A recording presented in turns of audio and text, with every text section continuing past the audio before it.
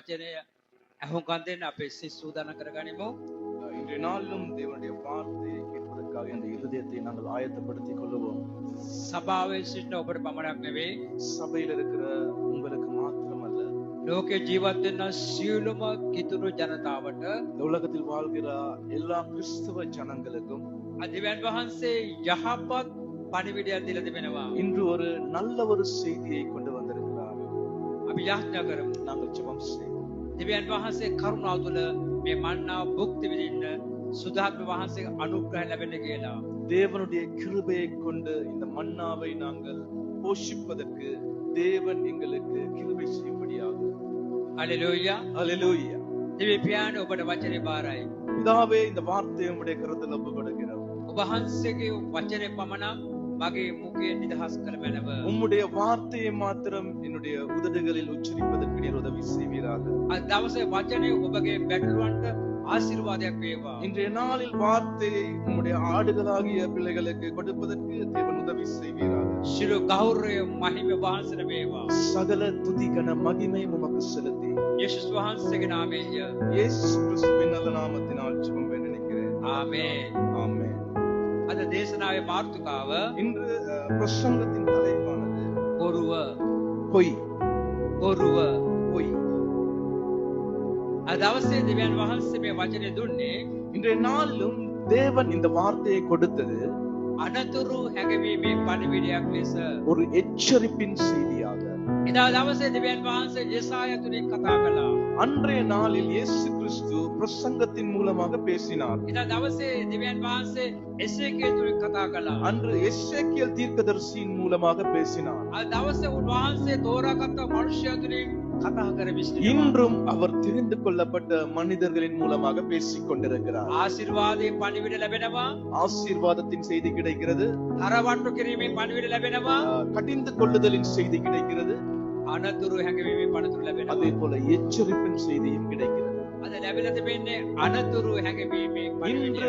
எங்களுக்கு கிடைத்திருப்பது எச்சரிப்பின் ஒரு செய்தி. බොරුව. பொய். අද ලෝකේ ජීවත් වෙන්නා වූ බෞද්ධ ජනතාව ඉතා ආදරෙන් වැළඳ ගන්නවා බොරුව. இன்று இந்த உலகத்தில் வாழ்கிற பெரும்பாலானவர்கள் இந்த பொய்யை ஆசையாக அதை தழுவிக் கொள்ளுகிறார்கள். ඒක එහෙම නෙවෙයිද? அது அப்படி இல்லையா? අපේ රට දෙස බලන විට, இன்று எங்களுடைய நாட்டை பார்த்தால், ලෝකෙ දෙස බලන විට உலகத்தை பார்த்தால் වැඩිපුර ජනතාව යන්නේ බොරුව පසුපස්සේ. மிகவும் அதிகமாக மனிதர்கள் செல்வது இந்த பொய் மாயைக்கு பின்னால். බොරුව හරි ලස්සනයි. பொய் மிகவும் அழகாக இருக்கும். බොරුව හරි රසවත්. பொய் சுவையாக இருக்கும். බොරුව හරි ජනප්‍රියයි. பொய் மிகவும் பிரபல்யமாக இருக்கும். බොරුව හරි ප්‍රසිද්ධයි. அது மிகவும் பிரசித்தி பெற்றதாக இருக்கும். බොරුව බොහෝ මනුෂ්‍යගේ කන් වලට මී පැණි හා සමානයි. பொய் அநேகருடைய காதுகளுக்கு ஒரு தேனை போல அவ்வளவு இனிமையாக இருக்கும். ඇයි බොරුවට මෙච්චර පිළිගැනීමක් තිබෙන්නේ? ஏன் இந்த பொய்க்கு அவ்வளவாக வரவேற்பு இருக்கிறது? ඔබට උත්තරයක් දෙන්න පුළුවන්ද? உங்களுக்கு பதில் கூற முடியுமா?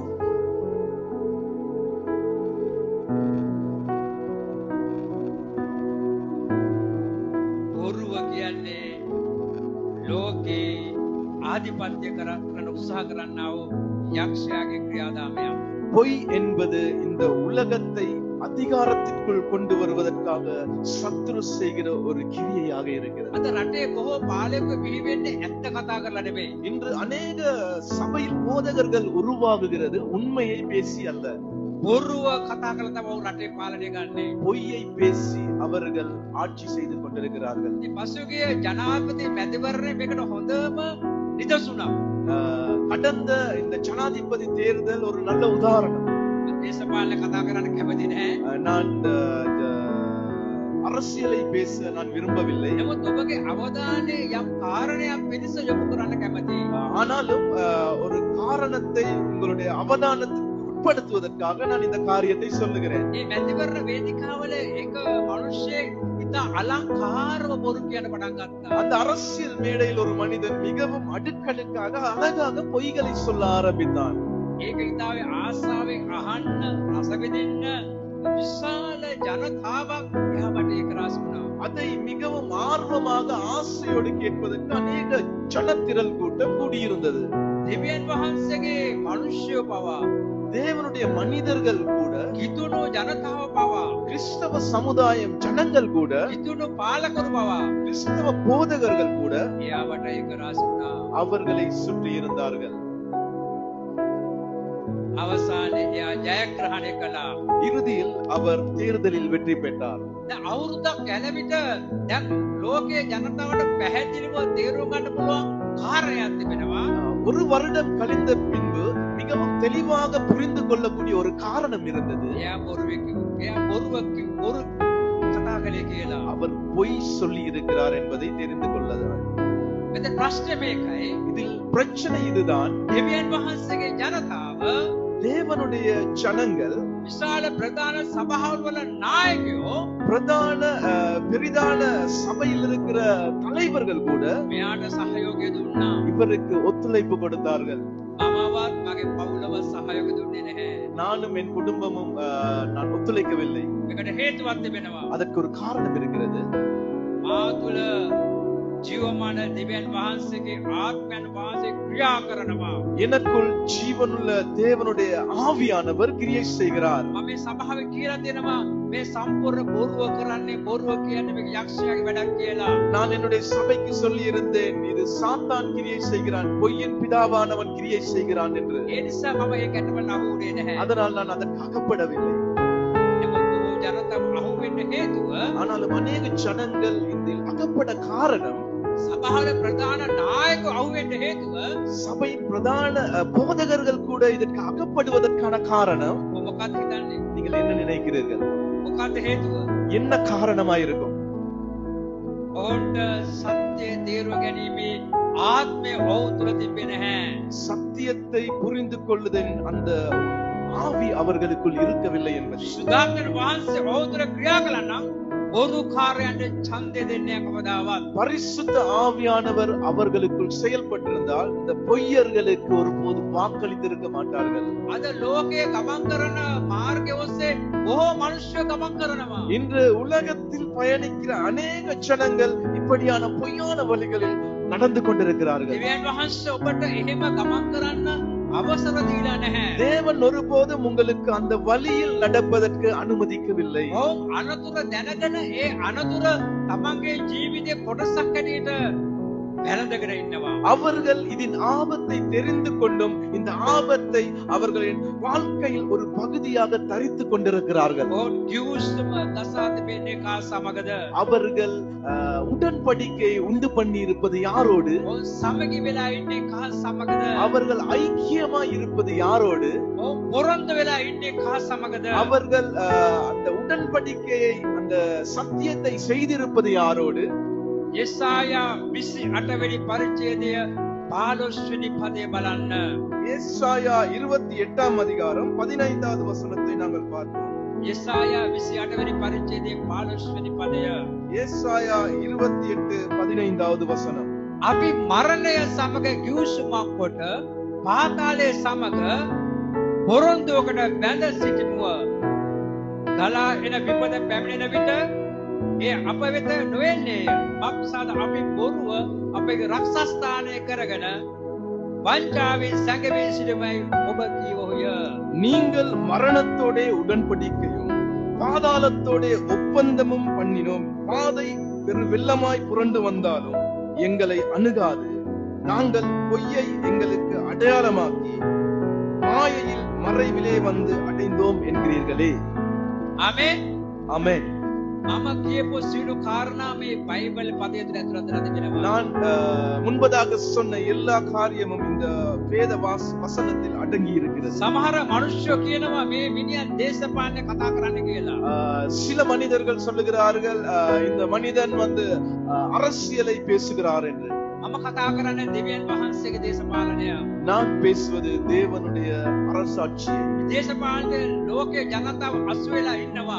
இந்த அதாவது இந்த அரசியலுக்குள் இந்த ஜனங்கள் அகப்பட்டிருக்கிறார்கள். අපි අසු වෙලා ඉන්නවා. நாங்கள் அகப்பட்டிருக்கிறோம். ඒතකොට දේශපාලනය ගැන බයිබලයේ කතා කරන වරදක් නෙමෙයි. அப்பொழுது இந்த அரசியலை பற்றி பிரசங்கத்தில் பேசுவது பிழை அல்ல. ඒසාය එදා දවසේ කතා කළේ දේශපාලනය තමයි. ஏசாயா தீர்க்கதரிசி அன்றைய காலங்களில் பேசியது அரசியலை, අද කතා කරන එක තමයි. இன்றும் பேசுகிறது அதுதான்.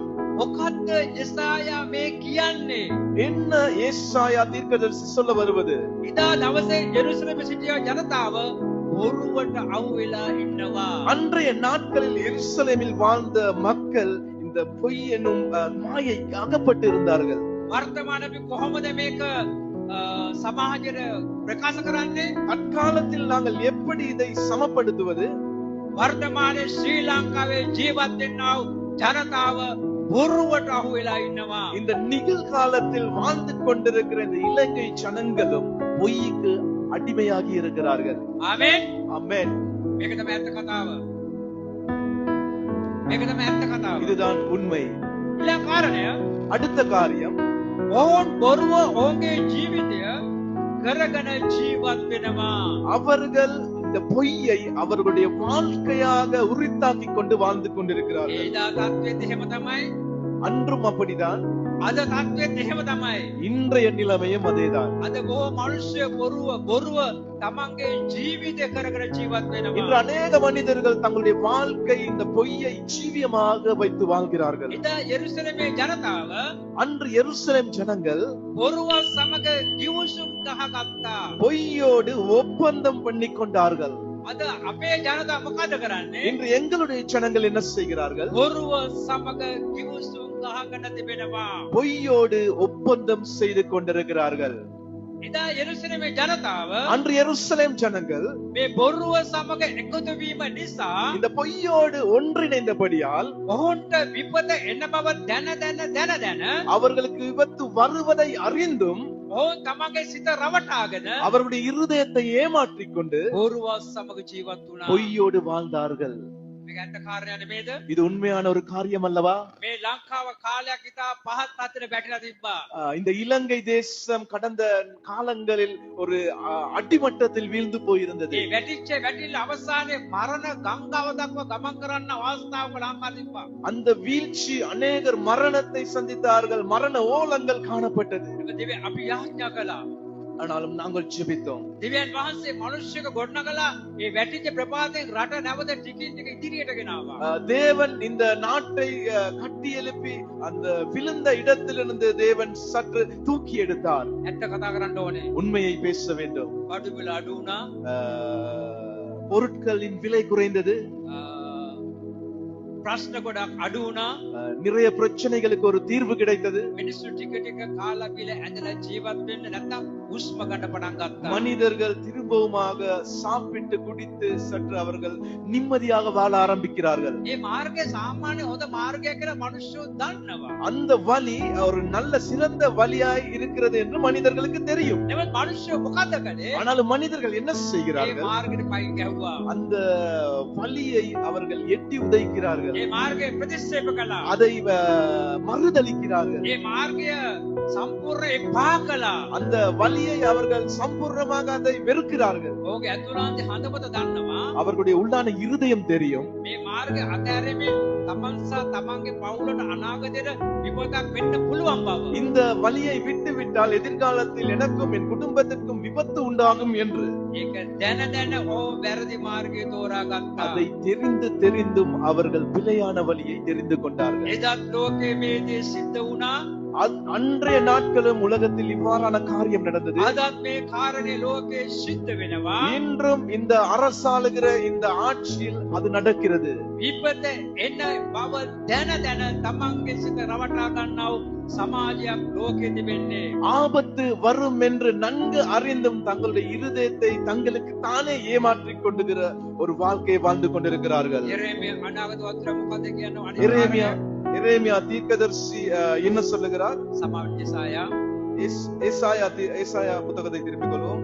වැරදි නමස්කාර කර ස්ථානයට සෙනඟ රැස් වෙනවා. பிழையாக ஆராதிக்கிற இடங்களுக்கு தேவச்சனங்கள் ஒன்று கூடுகிறார்கள். දෙවියන් වහන්සේගේ නාමය තිබ්බට දෙවියන් වහන්සේ නාමය අනුව නෙමෙයි මේ ස්ථාන වහන්සේගේ නාමය ඔසවන්නේ.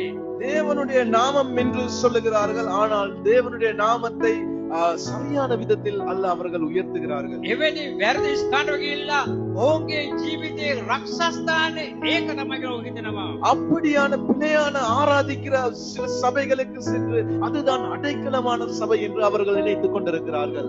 අද මේක ලංකාවේ නැද්ද? இன்று இலங்கையில் அதை நாங்கள் காணக்கூடியதாக இல்லையா?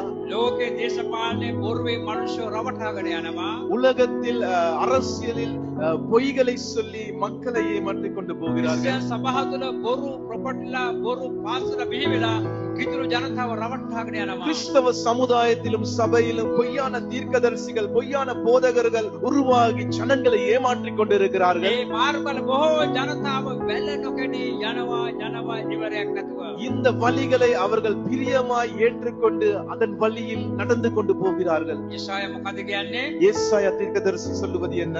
මෙම කණ්ඩායම් වංචනික බොරුකාරයෝය.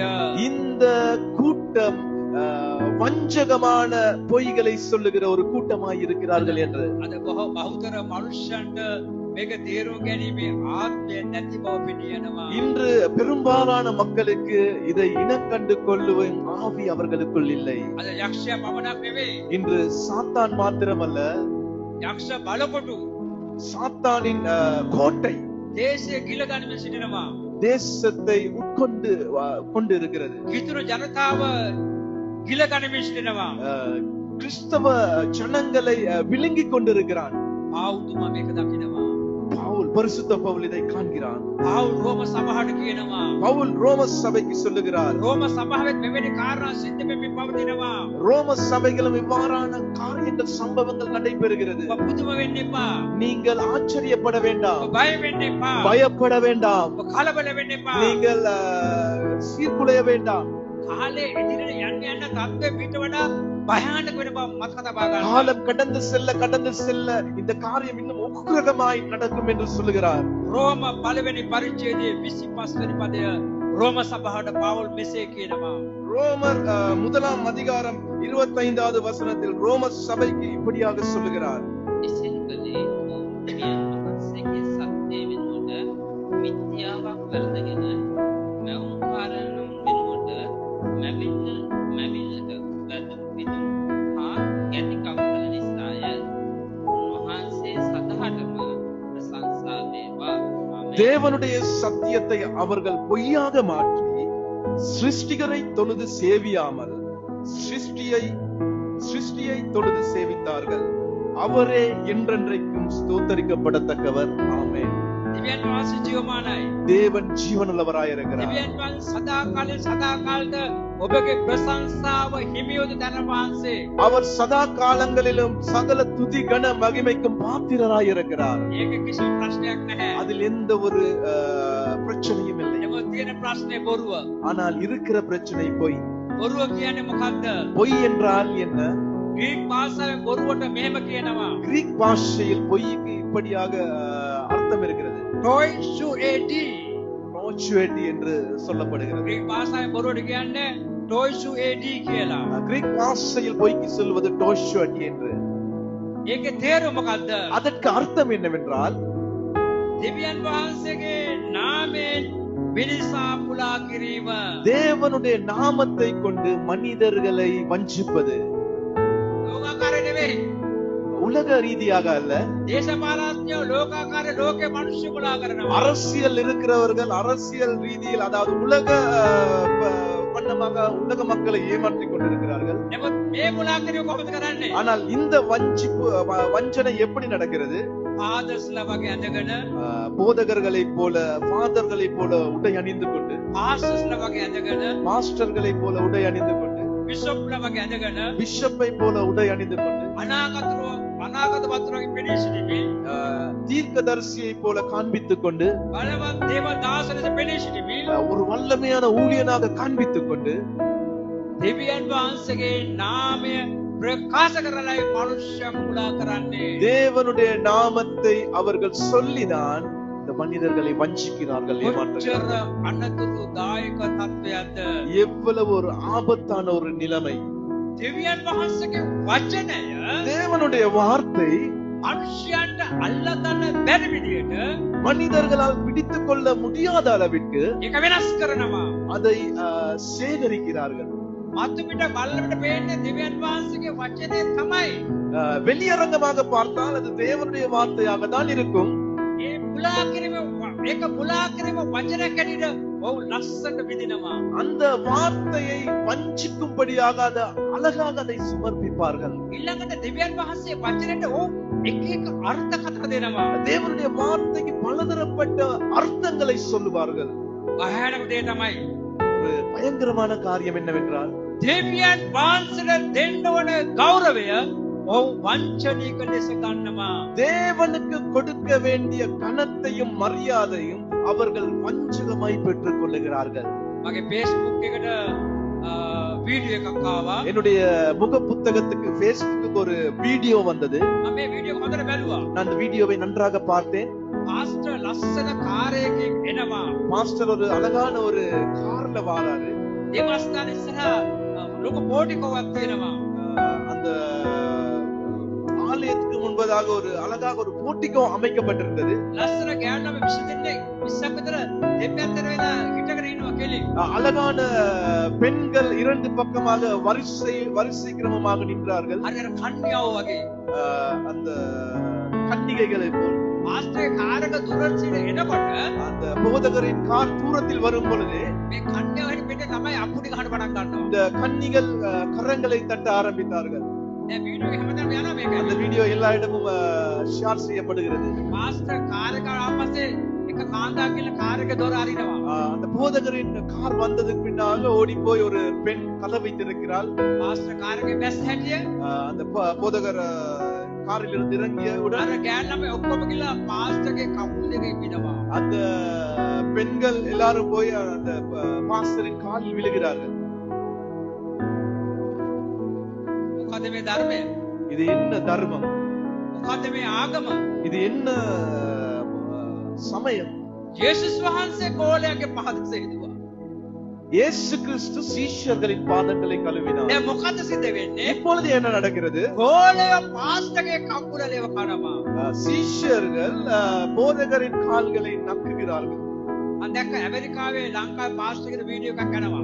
நான் பார்த்தேன் அமெரிக்காவில் ஒரு போதகரின் ஒரு வீடியோவை நான் காண்டேன். මේක ඕස්ට්‍රේලියාවේ සිද්ධ වෙ බව දෙනවා. இது ஆஸ்திரேலியாவில் நடந்து கொண்டிருக்கிறது. පාස්ටර් රටවල් යන විට அந்த போதகர் நாடுகளுக்கு போகும் பொழுது මේ පැත්තේ මිනිස්සු කියන දෙවියන් වහන්සේ එනවා කියලා. அந்த பக்கத்தில் உள்ள ஜனங்கள் சொல்லுவார்கள் தேவன் வருகிறார் என்று. ලෝඩ් එනවා. God வருகிறார் என்று. ලෝඩ් එනවා. Lord வருகிறார் என்று. බුදුම පිළිගැනීමක්. மிகுந்த வரவேற்பு.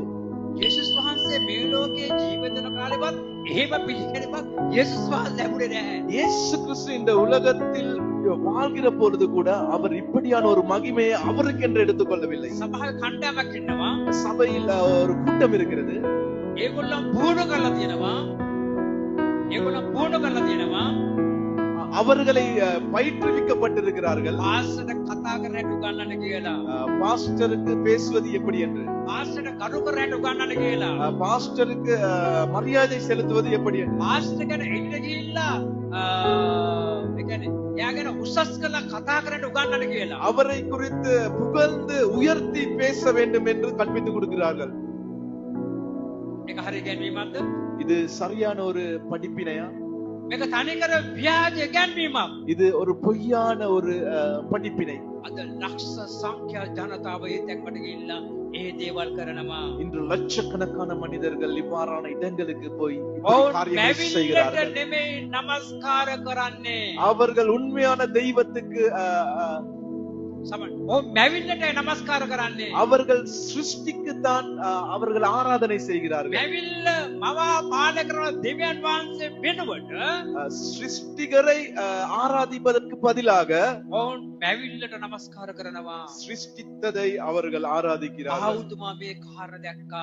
பவுல் இந்த காரியத்தை கண்டார். පාවුල්තුමාට එහාගේ සේවකයෙක් ලෝකේ බිහි වෙලා තිබෙනවද?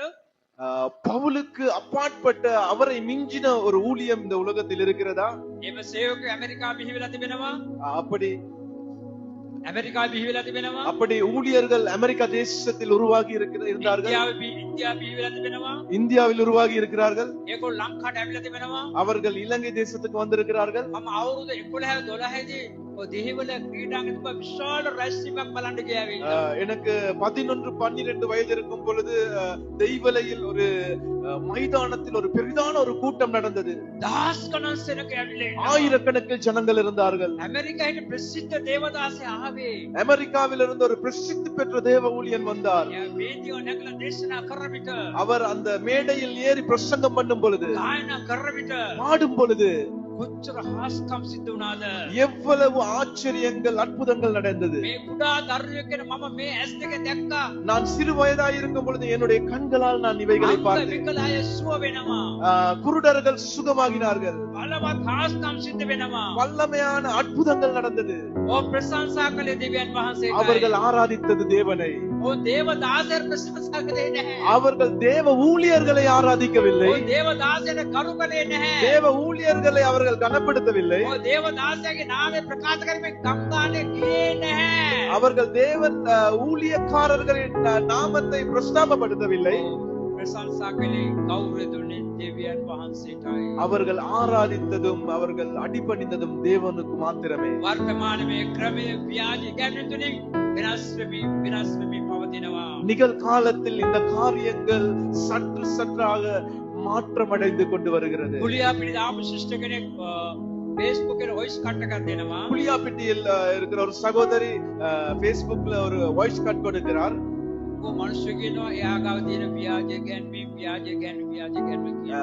அநேக மனிதர்கள் சொல்லுகிறார்கள் அவளிடம் பொய்யான படிப்பினைகள் இருக்கிறது என்று. ඒ හින්දා මම මෙතනට ආවා.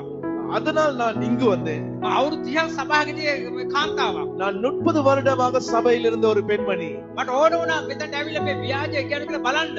எனக்கு வேண்டப்பட்டிருந்தது இந்த இடத்தில் வந்து நான் சத்தியத்தை கற்றுக்கொள்வதற்கு. මේ සාක්ෂි දැන් Facebook එකේ යනවා. இந்த சாட்சி Facebookல இருக்கு. එයා කතා කළා කියනවා அவர்கள் பேசி இருக்கிறார். මෙතනට ආවමයි දැනගත්තේ මේක ව්‍යාජ ගැනීමක් ඇත්ත ගැනීමක් කියලා.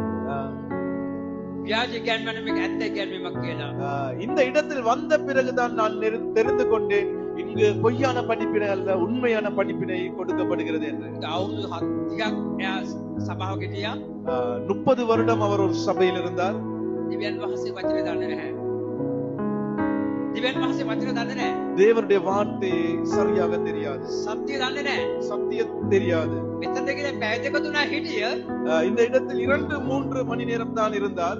සත්‍ය වටහා ගත්තා. சத்தியத்தை புரிந்து கொண்டார். බුදුවයි නේද? புதுமையாக இருக்கிறது ඒ அல்லவா? සභාවේ බයිබලේ උගන්වන්න නැතම දන්නේ කියන්න.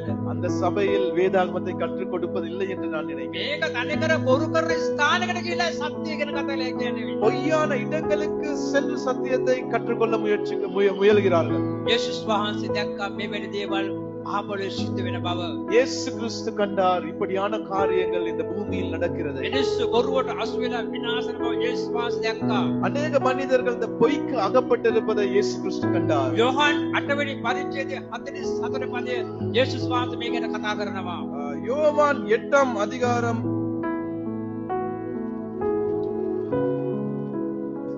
44 වෙනි පදයේ யோவான் 8ஆம் அதிகாரம் 44வது வசனத்தை நாங்கள் பார்ப்போம். ඔවුන්ගේ පියා යක්ෂයාය. එබැවින් ඔබේ කැමැත්ත ඔබේ පියාගේ ආශාව ඉටු කිරීමය. මුල සිටම ඔහු මිනිමරුවෙකි. සත්‍යය ඔහු තුළ පිහිටා නැති බැවින් ඔහු සත්‍යෙහි නොපිහිටියේය. ඔහු බොරු කියන කල ඔහුගේ නියම ගතියෙන් මා කතා කරයි. මන්ද ඔහු බොරුකාරයෙකි. ඔහු බොරුවේ පියාය. நீங்கள் உங்கள் பிதாவாகிய பிசாசானவனால் உண்டானவர்கள். உங்கள் பிதாவினுடைய இச்சைகளின்படி செய்ய மனதாயிருக்கிறீர்கள். அவன் ஆதி முதற்கொண்டு மனுஷ கொலைபாதகனாயிருக்கிறான். சத்தியம் அவனிடத்தில் இல்லாதபடியால் அவன் சத்தியத்திலே நிலை நிற்கவில்லை. அவன் பொய்யனும் பொய்க்கு பிதாவுமாய் இருக்கிறபடியால் அவன் பொய் பேசும் போது தன் சொந்தத்தில் எடுத்து போடுகிறான். ආමෙන්. ஆமென். යේසුස් වහන්සේ උත්තර දීලා ඉවරයි. இயேசு கிறிஸ்து பதிலை கொடுத்து முடிந்து விட்டார். බොරු කියන මල්සයාගේ පියා යක්ෂයා. பொய் சொல்லுகிற மனிதன் அவன் பிசாசால் உண்டானவன். වැරදි කියන්නේ උගන්ලා මනුෂ්‍ය රවට්ටන පුද්ගලයා යක්ෂයාගේ. பிழையான போதனையை சொல்லுகிறவன் பிசாசானவன் வழிநடத்தப்படுகிறவன். ඔහුගේ පියා යක්ෂයා. அவனுடைய பிதா சாத்தான். බලන්න යක්ෂයා කොපමණ தீක්ෂණ ලෙස සභාව තුළ ක්‍රියා කරනවද? பாருங்கள் எவ்வளவு தந்திரமாக இந்த சாத்தான் சபைக்குள் கிரியை செய்து கொண்டிருக்கிறான். මේ බයිබල් පදයේ තුලින් කාරණා හතරක් වෙනම ගන්න පුළුවන්. இந்த வேத வார்த்தை இந்த வசனத்திலிருந்து 4 காரியங்களை நாங்கள் கற்றுக்கொள்ளலாம். යක්ෂයාගේ පැවැත එන්නෝ කවුද? යක්ෂයා පියා කරගෙන මහ පොළොවේ සිටින්නෝ කවුද? சாத்தானை தங்களுடைய பிதாவாக வைத்துக் கொண்டிருப்பவர்கள் யார்? එක. ஒன்று, ගෞරවය, පැසසුම, ප්‍රසිද්ධිය ලබන කණ්ඩායම්. கௌரவம், அதாவது பிரசித்தம், இப்படியான காரியங்களை வைத்துக் கொண்டிருக்கிற ஜனங்கள். දෙවෙනි කණ්ඩායම இரண்டாவது கூட்டம், තමන්ගේ පැවැත්ම මුල් කරගෙන සේවය කරන කණ්ඩායම්. தங்களுடைய இடத்தை தக்க வைத்துக் கொள்வதற்காக ஊழியம் செய்கிற ஒரு கூட்டம். තුන්වෙනි කණ්ඩායම மூன்றாவது கூட்டம், තමන්ගේ ස්ථාවරය වෙනුවට දේව වචනේ කලපිට හරවා කතා කරන කණ්ඩායම්. தங்களுடைய ஸ்தானத்தை தக்க வைத்துக் கொள்வதற்காக பொய்யான தேவ ஊழியர்களை තමන්ගේ ස්ථාවරය වෙනුවෙන් දේව වචනේ කලපිට හරවාගෙන කතා කරන කණ්ඩායම්. தங்களுடைய ஸ்தானத்தை தக்க வைத்துக் கொள்வதற்காக தேவனுடைய வசனத்தை புரட்டி பேசும் ஒரு கூட்டம். මේ ශිරු සභාවවල නැත්නම් මේ ශිරු කණ්ඩායවල නායකයා කවුද? තාත්තා කවුද? இப்படிப்பட்ட கூட்டங்களுக்கு நபர்களுக்கு தலைவன் அல்லது பிதா யார்? සාතාන්. சாத்தான். යක්ෂයා. சாத்தான்.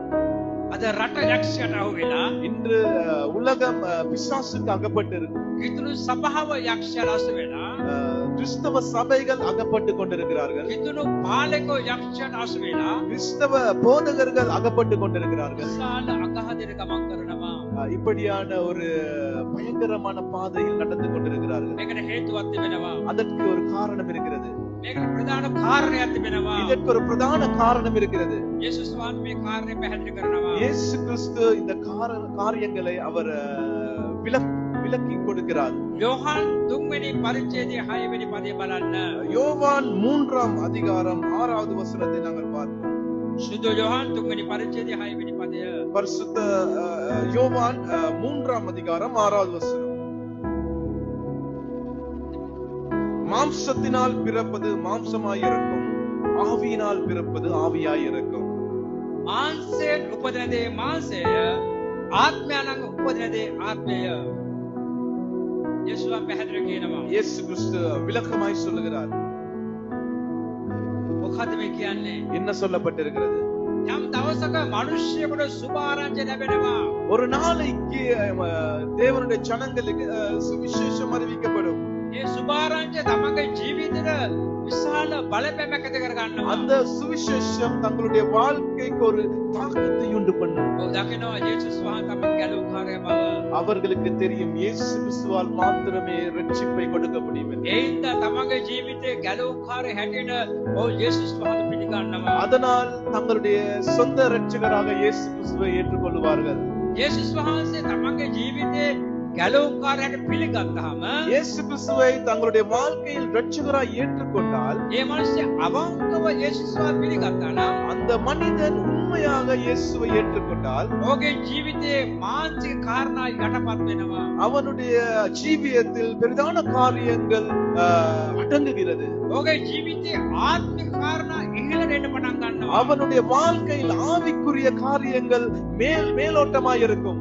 සැබවින් බෞද්ධිස්ම ගන්න මනුස්සයා, உண்மையாக முழுக்கு ஞானஸ்நானம் எடுக்கிற மனிதன், අවංකව බෞද්ධිස්ම ගන්න මනුස්සයා, உண்மையாக ஞானஸ்நானம் எடுக்கிற மனிதன், තමන්ගේ ජීවිතේ යේසුස් වහන්සේ කරගත්ත මනුස්සයා, தங்களுடைய வாழ்க்கை இயேசு கிறிஸ்துவுக்காக ஒப்பு கொடுத்த மனிதன், ඔව් මානසික දේවල් එපා කරන, அவன் மாம்சமான காரியங்களை ஒதுக்கி ආත්මික දේවල් සොයන විට ஆவிக்குரிய காரியங்களை தேடும் பொழுது සුද්ධාත්මන වහන්සේගේ බෞද්ධිස්ම ලබා ගන්නවා. பரிசுத்த ஆவியின் ஞானஸ்நானத்தை பெற்றுக் கொள்ளுகிறான். ආමේන්. ஆமென். යේසුස් පොරොන්දුලා තිබෙන ඔබ තනි කරන්නේ නැහැ කියලා. இயேசு கிறிஸ்து உங்களுக்கு வாக்கு கொடுத்திருக்கிறார் உங்களை ஒருபோதும் தனிமைப்படுத்துவதில்லை என்று. ඔබ සමග වාසය කරන්නේ සැදසකර වාසය වෙන බව උන්වහන්සේ පොරොන්දු වෙලා තිබෙනවා. உங்களோடு வாசம் பண்ணுவேன் என்று அவர் பொருத்தனை பண்ணி இருக்கிறார். ඒ පොරොන්දු වෙන කාට තමයි උන්වහන්සේගේ ආත්මය ඔබ තුළට ඉන්නේ. அந்த பொருத்தனையின் அந்த ஒரு வழிதான் அவர் ஆவியானவராய் உங்களுக்குள் இருப்பது. ආත්මයන් වහන්සේ ඇවිල්ලා නිකම්ම ඔහේ ඉන්නවද? ஆவியானவர் உங்களுக்குள் வந்து வெறுமனமே இருப்பாரா?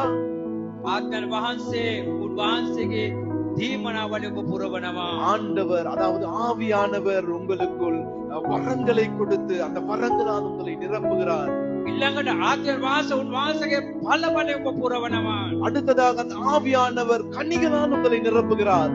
යම් මිනිස්සේ සුද්ධාත්ම දීමන ලබලා තිබෙනවා නම් ஒரு மனிதன் பரிசுத்த ஆவியை பெற்றுக் கொண்டிருந்தான். ඔහු ජීවිතේ කවදාවත් බොරුවට අහු වෙන්නේ නැහැ. அவன் அவனுடைய வாழ்க்கையில் ஒருபோதும் இந்த பொய்க்கு அகப்பட மாட்டான். ඒ ආත්මෙ තිබෙන නිසා බොරු කියන අයටම ඡන්දෙ දුන්නේ නැහැ. அந்த ஆவி எனக்குள் இருப்பதால் பொய் சொல்லுகிற அந்த கூட்டத்துக்கு நான் வாக்களிக்கவில்லை. එන අපිට එක කාර්යයක් පැහැදිලි පේනවා. இந்த காரியத்தில் எனக்கு நன்றாக விளங்குகிறது. ඕ මිනිස්සු හalleluya hallelujah hallelujah කෑකක යනවා. அநேக மனிதர்கள் ஹalleluya ஹalleluya என்று கத்திக்கொண்டு போனாலும், ඕන් අන්‍ය භාෂාව කතා කරනවා. அந்நிய பாஷைகள் பேசினாலும், ඕ දේවල් කරනවා. ඕ දේවල් කරනවා. அநேக காரியங்களை செய்கிறார்கள். නමුත් ඕන් තුළ සැබෑ ආත්මෙ නැති බව පැහැදිලි පෙනී යනවා. ஆனாலும் அவர்களுக்குள் உண்மையான ஆவி இல்லை என்பது அப்பட்டமாக தெரிகிறது. ඒකයි ඕන් හැමතැනම දුවන්නේ. அதனால் தான் அவர்கள் அங்கும் இங்கும் ஓடுகிறார்கள். දුවන කිතුනුව දෙවියන් වහන්සේ බලාපොරොත්තු වෙන්නේ නැහැ. ஓடுகிற கிறிஸ்தவனை அல்ல தேவன் எதிர்பார்க்கிறார். දුවන ගෝලියෝ යේසුස් වහන්සේ බලාපොරොත්තු වෙන්නේ නැහැ. அங்கும் இங்கும் ஓடுகிற சீஷர்களை அல்ல தேவன் பார்க்கிறார். සුද්ධාත්මේ ලැබුණායින් පස්සේ මොකද්ද වෙන්න ඕනේ? பரிசுத்த ஆவியை பெற்ற பின் என்ன நடக்க வேண்டும்? ඉතින් උඩුමහලේ ගෝලියෝ යාඥා කර ඉන්න විට පෙන්තකොල් දවසේ සුද්ධාත්ම බලය ලැබුණම ගෝලියෝ මොනවද කළේ? அன்று மேல் வீட்டறையில் ஒருமனப்பட்டு செபிக்கும் பொழுது பெந்தகோஸ்தே நாளில் பரிசுத்த ஆவியை பெற்றுக்கொண்ட பொழுது அவர்கள் என்ன செய்தார்கள்? මොනවද කළේ? என்ன செய்தார்கள்? ඔහොම බලේ පූර්ණ වුණා. அவர்கள் ஆவியினால் நிரப்பப்பட்டார்கள். ඔව් යේසුස් වහන්සේගේ නාමය අරගෙන හැමතැනම යන්න පටන් ගත්තා. அவர்கள் இயேசு கிறிஸ்துவின் நாமத்தை தெரிந்து கொண்டு எல்லா இடங்களுக்கும் சென்றார்கள். මේ මිනිස්සුගේ බලේ බොරු බලයක් ප්‍රතිවෙන්නේ. இது மனிதனின் வல்லமை அல்ல. ඔව් යක්ෂයාගේ ජීවත් වෙන මිනිස්සු. ඔව් යක්ෂයාතුල ක්‍රියා කරන මිනිස්සු. சாத்தானை தனக்குள் வைத்துக் கொண்டு கிரியை செய்கிற மனிதர்கள், ඔවුන්ට සැබෑ ආත්මය නැහැ. அவர்களுக்குள் உண்மையான ஆவி இல்லை. හැමතැනම දුවගෙන යනවා හති වැඩනකම්. அங்கும் இங்குமாக அவர்கள் கலைக்கும் வரை ஓடிக்கொண்டிருப்பார்கள். අද ඔබේ ප්‍රශ්නයක් අහන්න இன்று අවශ්‍යයි. உங்களை பார்த்து ஒரு கேள்வியை நான் கேட்கிறேன். ඔබ මානසික තෘෂ්ණාවල අසු වෙලා ජීවත් වෙන්නේ. நீங்கள் மாம்சமான இச்சைக்கு அகப்பட்டு வாழ்ந்து கொண்டிருக்கிறீர்களா? ඔබට සැබෑ සුද්ධාත්මය තිබෙනවා නම් உங்களுக்குள் உண்மையான பரிசுத்த ஆவியானவர் ඔබ இருப்பாரானால் කවදාවත් බොරුවේ පියාට රැවටෙන්නේ නැත. நீங்கள் ஒருபோதும் பொய்க்கு பிதாவான சாத்தானுக்கு நீங்கள் அகப்பட மாட்டீர்கள். ඔබ තුළ සුද්ධාත්මයන් වහන්සේ සිටිනවා නම් உங்களுக்குள் பரிசுத்த ஆவியானவர் இருப்பாரானால் ඔබ ඔබගේ සභාව හඳුනා ගන්නවා. நீங்கள் உங்கள் சபையை நீங்கள் அறிவீர்கள். ඔබ ඔබගේ පාලකය හඳුනා ගන්නවා. நீங்கள் உங்கள் போதகரை அறிந்து கொள்வீர்கள். අර කුලියාපිටිය සිස්ටර් අවුරුදු 30ක් එක සභාවක ඉඳලා அந்த குளியாப்பட்டியில் இருந்த அந்த சகோதரி 30 வருடமாக ஒரு சபையில் இருந்தார். වැරදි තැනකට ගිහිල්ලා කියනවා අද තමයි ව්‍යාජ දැන්නිමයි අද තමයි හරි දැන හම්බුනේ කියලා. பிழையான இடத்தில் இருந்து அவர்கள் இந்த இடத்திற்கு வந்து அந்த போதனைகளை சத்தியத்தை அறிந்த பின்பு அவர் சொன்னது, இன்றுதான் நான் சத்தியத்தை அறிந்து கொண்டேன். ඒ අවුරුදු 30ක් ඒ සභාවේ හිටියේ කවුද? இந்த 30 வருடங்கள் இருந்தது யார்? ඒ කාන්තාව සුද්ධාත්ම වහන්සේ ක්‍රියා කළාද? அந்த பெண்மணி பரிசுத்த ஆவியின் கிரியைகளினால் நிரப்பப்பட்டாளா? ඒ කාන්තාව වැරදි ආත්මයට ක්‍රියා කළේ. இந்த பெண்மணிக்குள் பிழையான ஒரு ஆவியா செயல்பட்டது. හරි ආත්ම ක්‍රියා කළා නම් හැමතැනම දුවන්න ඕනේ නෑ. சரியான ஆவி கிரியை செய்தால் அங்கும் இங்குமாக அலைக்கழிக்க தேவையில்லை. ඇය සභාව තුළ නිකම්ම පිළිරු වෙච්ච බත් ගානක් වගේ ඉඳලා තිබෙන්නේ. அதாவது சபைக்குள் வெறுமனமே நிறைக்கப்பட்ட ஒரு அன்ன ஆகாரமாய் இருக்கிறது. ඒකයි වැරදි තැනට ගිහිල්ලා එතන හරි කියලා කියන්නේ. அதுதான் பிழையான இடங்களுக்கு போய் அது சரி என்று அவர்கள் ஏற்றுக்கொள்ளுகிறார்கள்.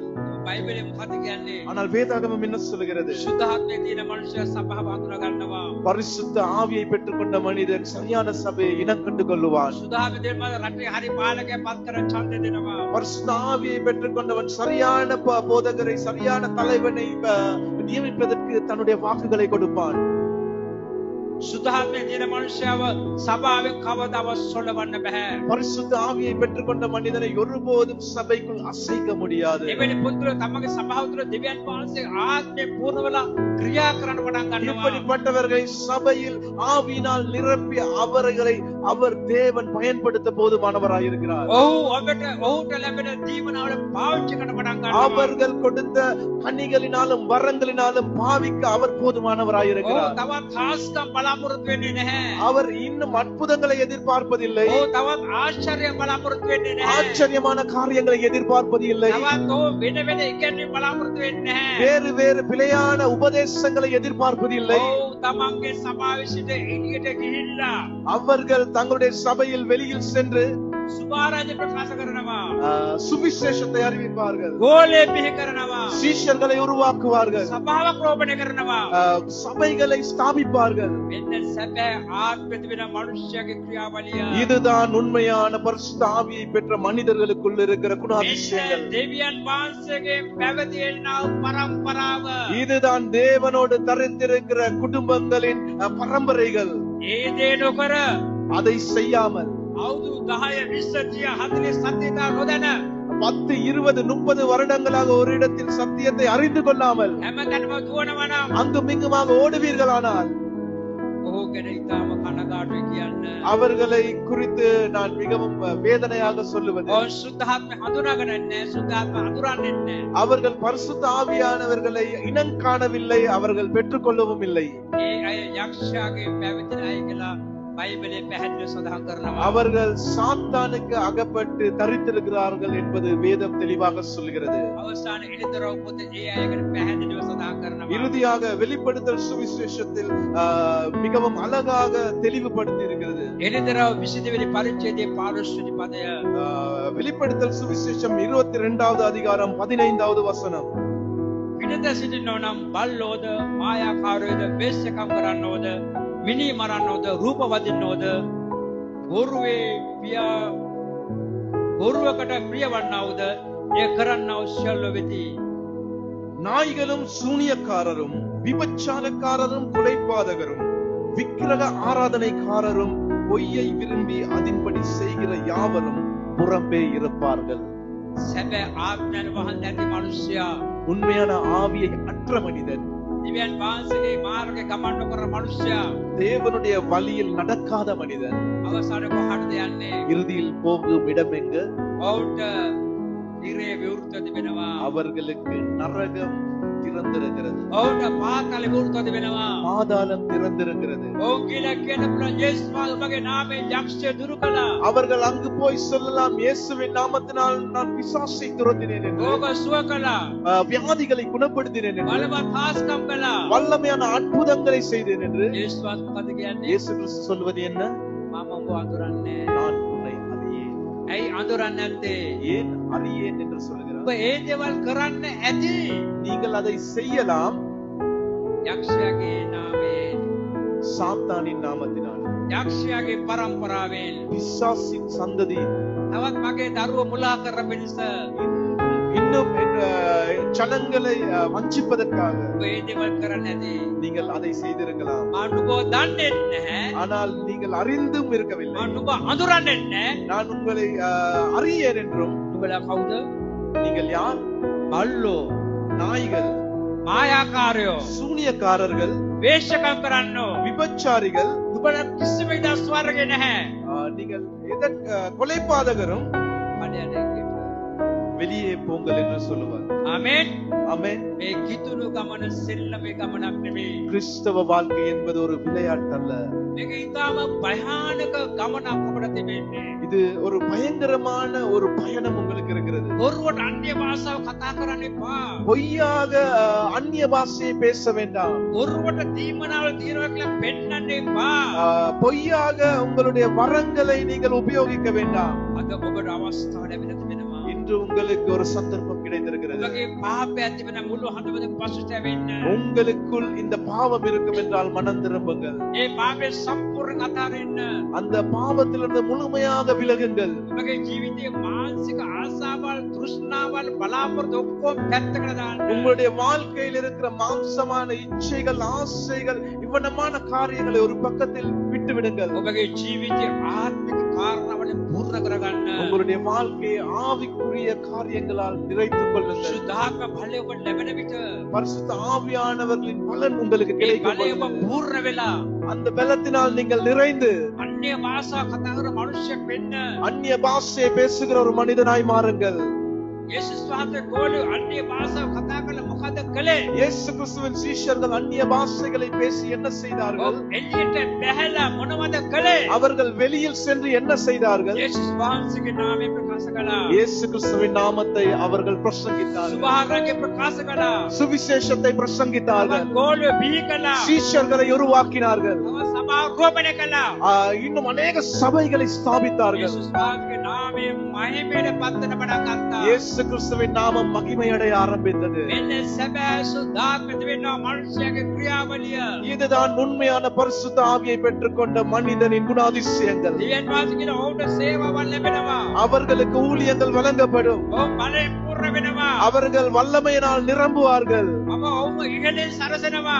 அவர்களை நான் மேலிருந்து அவர்களை அலங்கரிப்பேன். ඔවුන් පහළ සිට මාගේ නාමය ප්‍රකාශ කරන විට அவர்கள் பூமியிலிருந்து என்னுடைய நாமத்தை பிரசங்கிக்கும் பொழுது යක්ෂය දුර වෙනවා. சாத்தான் ஓடுவான். රෝග සුව වෙනවා. வியாதிகள் சுகமாகும். බලවත් කාස්කම් සිද්ධ වෙනවා. வல்லமையான அற்புதங்கள் செய்வார்கள். ඔවුන් නොදැන වස විස බිව්වත් ඔවුන් මැරෙන්නේ නැහැ. அவர்களுக்குள் எந்த ஒரு விஷமான காரியங்கள் போனாலும் அவர்கள் மறிப்பதில்லை. ඔවුන් සර්පය බෑගුවත් ඔවුන්ට කිසි අනතුරක් වෙන්නේ அவர்கள் නැහැ. சர்ப்பத்தை மிதித்தாலும் எந்த ஒரு காரியமும் நடைபெறுவதில்லை. එන්න දෙවියන් වහන්සේගේ සැබෑ බලය. தேவனின் உண்மையான வல்லமை இதுவே. දෙවියන් වහන්සේ සැබෑ ආත්මය. தேவனின் உண்மையான ஆவி இதுவே.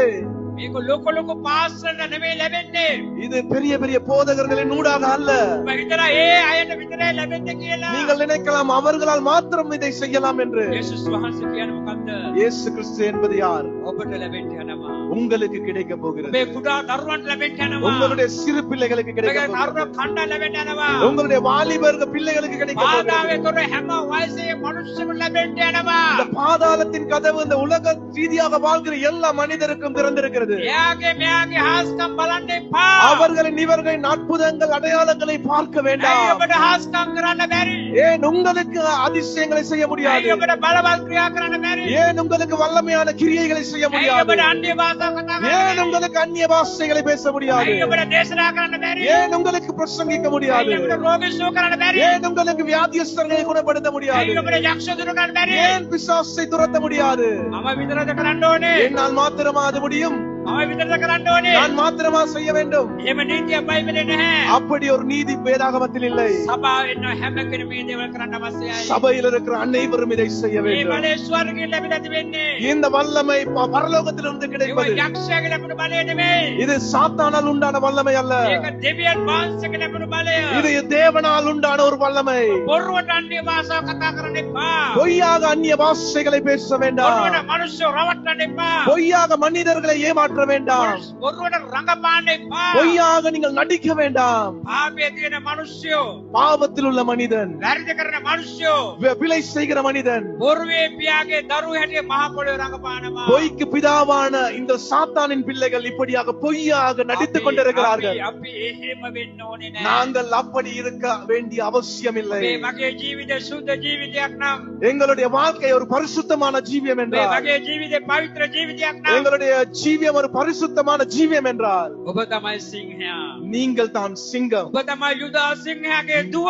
நீங்கள் தான் யூதாவின் சிங்கத்தின் மகள்கள். ඔබ තමයි යුදා සිංහයාගේ පුතා. நீங்கள் தான் யூதாவின் சிங்கத்தின் மகன். අදේ බලය ඔබට දෙන්න යනවා. அந்த பலியை தேவன் கொடுக்க போகிறார். අනුන්ගේ බලය ගැන බලලා ඒ වල තෘප්තිමත් වෙන්න එපා. அடுத்தவர்களின் வல்லமையை பலத்தை பார்த்து நீங்கள் திருப்தி அடைய வேண்டாம். මගේ හාස්කම් බලලා ඔබ සතුට වෙන්න එපා. என்னுடைய அற்புதங்களை அடையாளங்களை கண்டு நீங்கள் சந்தோஷப்பட வேண்டாம். ඔබේ බලය පාවිච්චි කරන්න. உங்களுடைய வல்லமையை பாவியுங்கள். ඔබ හාස්කම් කරන්න. நீங்கள் அற்புதம் செய்யுங்கள். ඔබ බලවත් දේ කරන්න. நீங்கள் வல்லமையான காரியங்களை செய்யுங்கள். යේසුස් වහන්සේගේ දේ බලාපොරොත්තු වෙන්නේ. இயேசு கிறிஸ்து ஒரு காரியத்தை எதிர்பார்க்கிறார். මානසික ක්‍රියාවල අතාරින්න.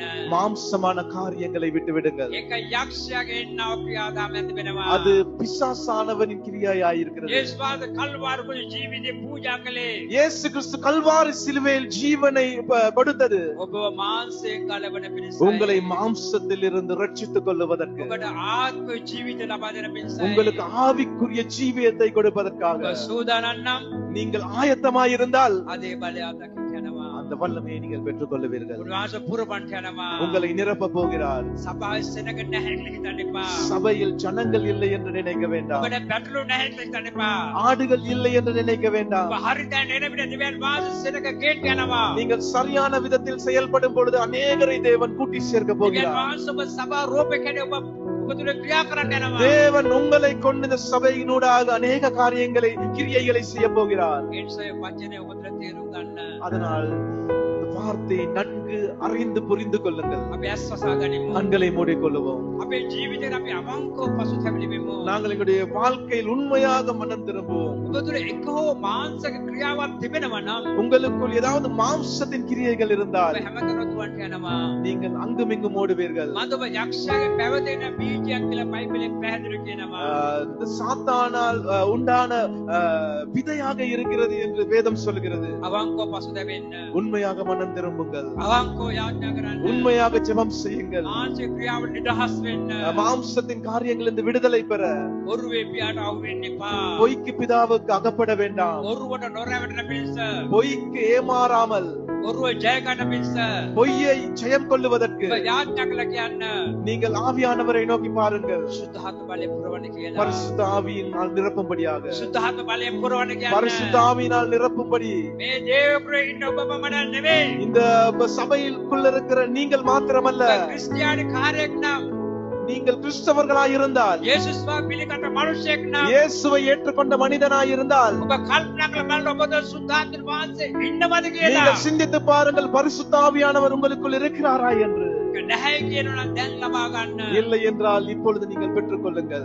දැන් ලබා ගන්න. இப்பொழுது பெற்றுக்கொள்ளுங்கள். ඔබ එක දේ කරන්න ඕනේ. நீங்கள் ஒரு காரியம் செய்ய வேண்டும். මානසික ක්‍රියාවල් අත්හැරලා மாம்சமான காரியங்களை விட்டுவிட்டு ආත්මික කාර්යවල මුල් තැන දෙන විට ஆவிக்குரிய காரியங்களுக்கு முதலிடம் கொடுக்கும் ඉතින් பொழுது, පෙන්තකොස්ත දවසේ යේසුස් වහන්සේ ගෝඩන් දුන්නා බලය.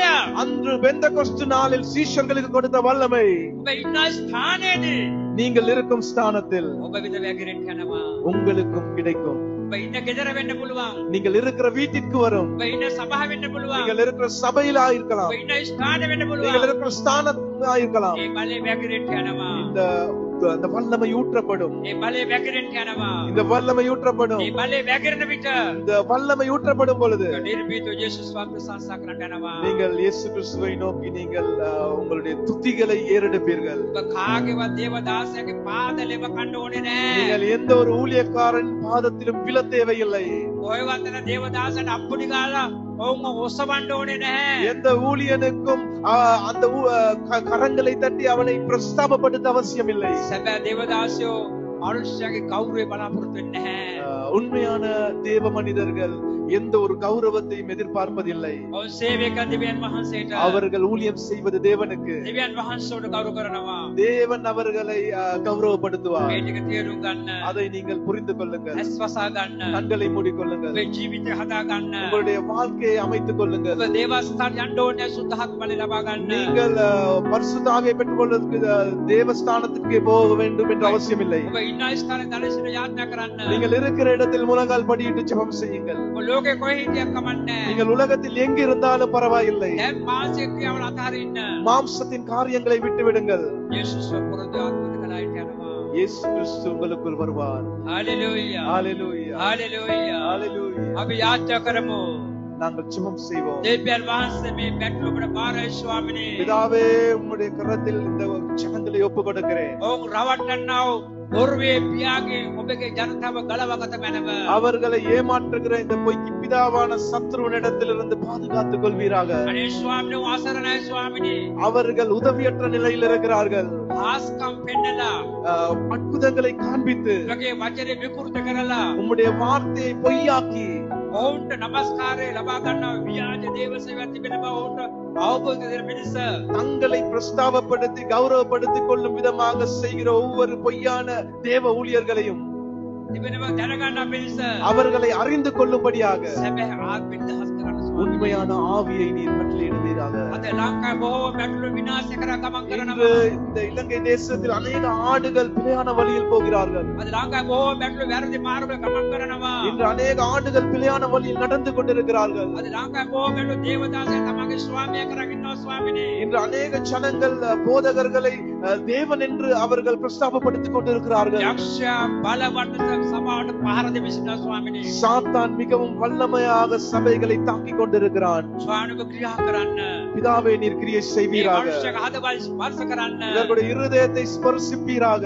ඕකේ ආත්මෙ නිරුද්ධ කරන්න. அவர்களுடைய ஆவியை நீர் விடுதலையாக்குவீராக. වාද කල්වාර කුල්සේ යක්ෂයා ඉස්ස පොඩි කලාසේ அன்று கல்வாரி சிலுவையில் சத்துருவை நீர் உடைத்தது போல මේ බොරුවේ පියාගේ ඉස්ස පොඩි කළ මැනව. இந்த பொய்க்கு பிதாவாகிய சாத்தானின் தலையை நீ நசுக்குவீராக. ඔබගේ ජනතාව සැබෑ මාර්ගයට ගන්න ක්‍රියා කළ මැනව. உம்முடைய சரியான வழியில் நடப்பதற்கு தேவன் நீர் கிரியை செய்வீராக. නිවර්ණ සභාව වර්ධන කළ මැනව. சபையை நீர் வர்த்திப்பீராக. නිවර්ණ සභාවට පිපිදුව දුර මැනව. சபையில் ஒரு எழுப்புதலை நீர் உண்டு பண்ணுவீராக. ඔබගේ සැබෑවේ ආත්මය සැබෑ සභාව නිදහස් කළ මැනව. உண்மையான ஆவியை உமது உண்மையான ஆவியை இந்த சபைகளில் நீர் விடுதலையாக்குவீராக. යම් සභාව සරක අතරමං වල ඉන්නවනම් ස්වාමිනේ சபைகளில் அவர்கள் உதவியற்ற நிலையில் போக இடமில்லாமல் இருப்பார்களானால் සෙනග ඔවුන්ගේ ගෝදුරු බිමට ගෙනව මැනව. அவர்களை அவர்களுடைய நிலத்திற்கு சரியான நிலத்திற்கு கொண்டு வருவீராக. ඔබ සියල්ල බාරයි. எல்லாவற்றையும் உம்முடைய கரத்தில் ஒப்புக் கொடுக்கிறோம். යේසුස්ගේ නාමය යාඥා කර මෙසේ ඉල්ලා සිටිමි. இயேசு கிறிஸ்துவின் நல்ல நாமத்தினால் ஜெபம் செய்கிறோம் நல்ல ஆமென். பிதாவே.